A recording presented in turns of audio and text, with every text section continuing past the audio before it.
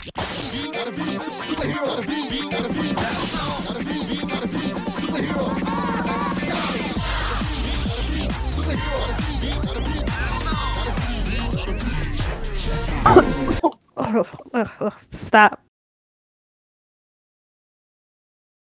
I'm a 90s kid.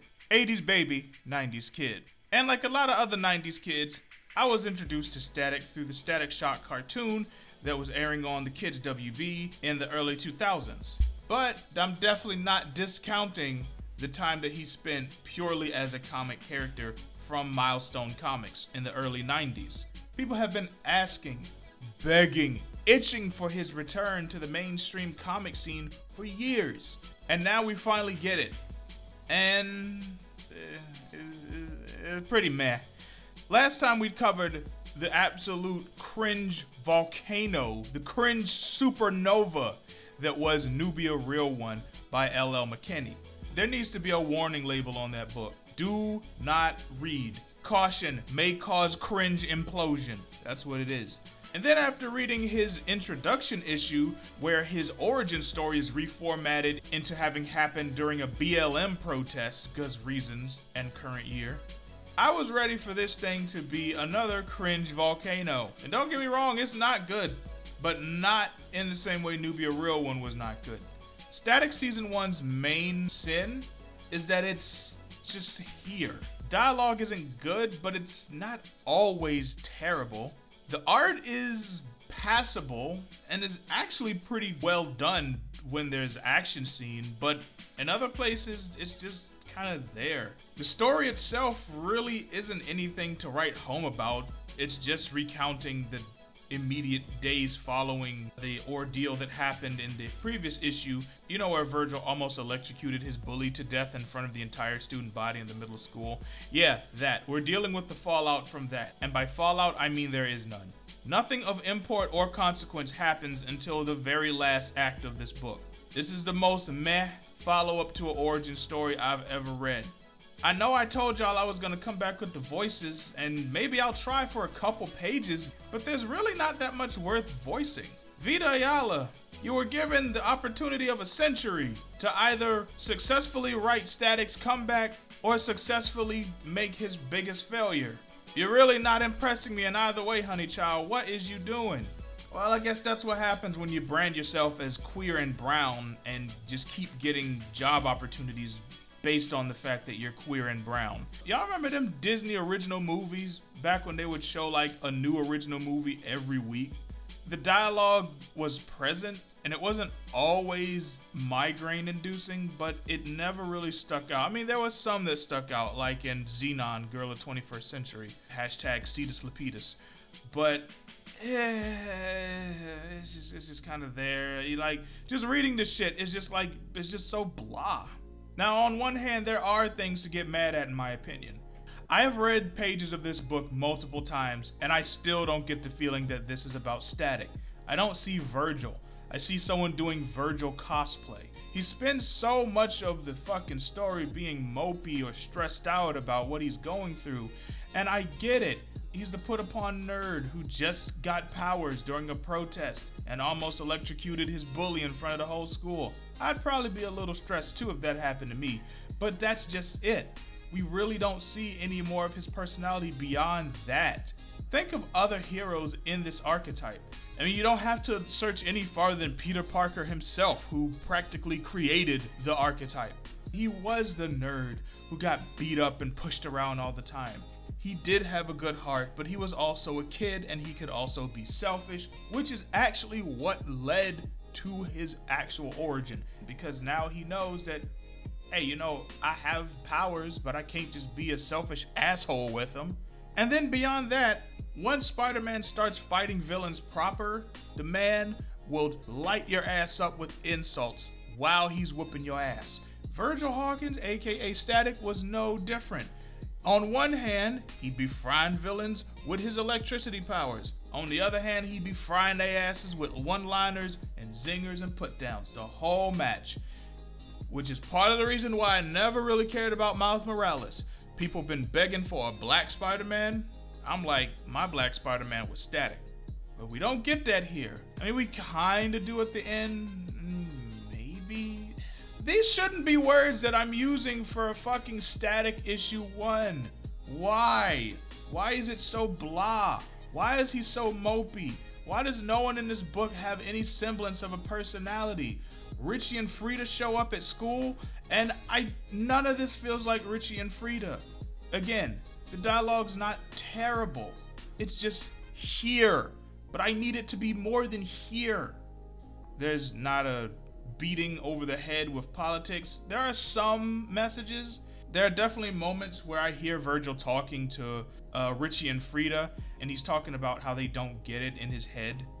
And of course, in the book, he's talking about the gas, because he got gassed and they didn't. Even though Frida was at the protest, she didn't get gassed. But we read this, and as an audience, I can definitely see people reading this and they don't get the black experience. So we do get some messaging, but it's really not that bad. Even though I don't agree with this statement of people just can't know what it's like to be black unless they are black ever. I feel like if you're going to put that in the story, this is how you would do it. Even if I don't agree with the point, I can respect the attempt at making a point without beating me over the head with it. But what really gets me mad is when we get to the last part of the book, where we actually have a good old-fashioned superhero supervillain showdown. So Virgil's having family dinner, and then Hot Streak shows up. Hot Streak is the bully that he almost fricasseed in the last issue. So he comes out and he's talking all big and bad and shit. Hawkins, little pig, come out, or I'll huff and puff and burn your house down. Damn, never thought Francis would call me out at home. See, look at this shit. Look at this page. Look at it. I said look at it! This right here, this shit is fire. No pun intended, but this shit is fucking fire. And it only gets more fire from here after the fight actually starts. Some of the wording is kind of but I can forgive that when the hero of the story is getting the shit beat out of him by a villain who's crying tears of lava. This shit is good. Look at how dynamic this shit is right here. Look at this. These are the type of images that I need in my comics. Like, why can't it always look like this? Why can't it always be of this quality? Now, I'm not a comics expert, and I'm sure there are various viewers of mine who can spot all types of errors or ways that things could have been done better. But from my pleb ass, this shit is on point. It really is a crime that this is only here for 7 pages. And I'm not saying the whole book has to be action from start to finish, even though I wouldn't mind that at all. But why can't things be this impactful? I have to go through pages and pages of meh dialogue to get to this. I mean, they even tie in Virgil's nerdiness here, recalling facts that he learned from a TV show or whatever the hell Inventors Tomorrow is, and using that in the fight to gain an advantage. And honestly, we even get some semblances, some good building blocks of Virgil's morality. We see now that, you know, he knows he went too far and he needs to get better control of his powers. We even have a panel a couple pages back where he has an inner monologue talking about how he doesn't want to go back to martial arts training because he does not have control of his powers yet. And it ends on Hot Streak torching the Hawkins house. I mean, that's gonna be good to see next time, but yeah, this is just this is gonna be a soft pass for me. The cringe is not because the book was just unbelievably bad, but because it was unbelievably meh. And then it randomly decided to become a good comic book for the last 7 pages. I'm honestly going to give this another shot. I want to see where this goes. So I will be checking out the 2nd issue, but I need it to actually do something with the story. Because right now, it's just pointless team moping the comic book.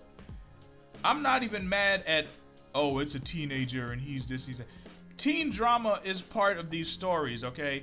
This book is lacking in many areas. It does good in a couple, and there are a couple places where I think it could be good with some work. But right now, Virgil is not a bang baby yet. He's a meh baby. Static is a meh baby. This book is a meh baby. And Vita Yala is a meh writer. And that's gonna be it. Sorry this video wasn't that exciting, but this book wasn't exciting, so what do you expect?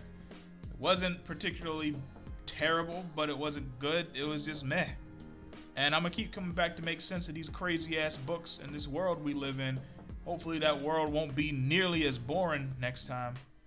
But until then, I'm Animaine, and I'll talk to y'all later. Deuces.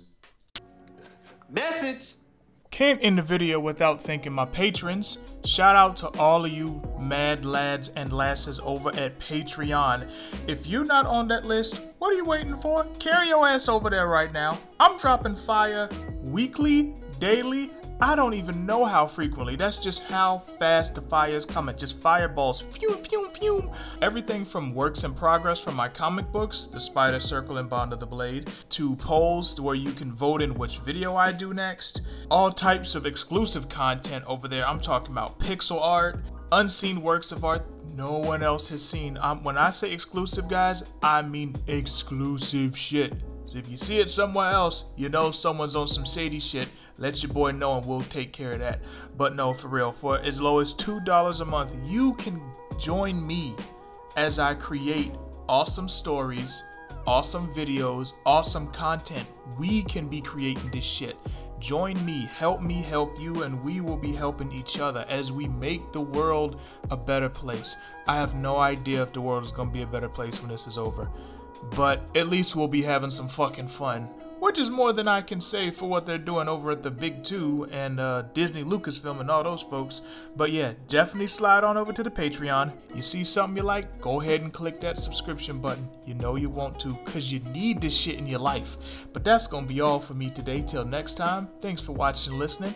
I'm Animaine, and I'll talk to y'all later. Deuces.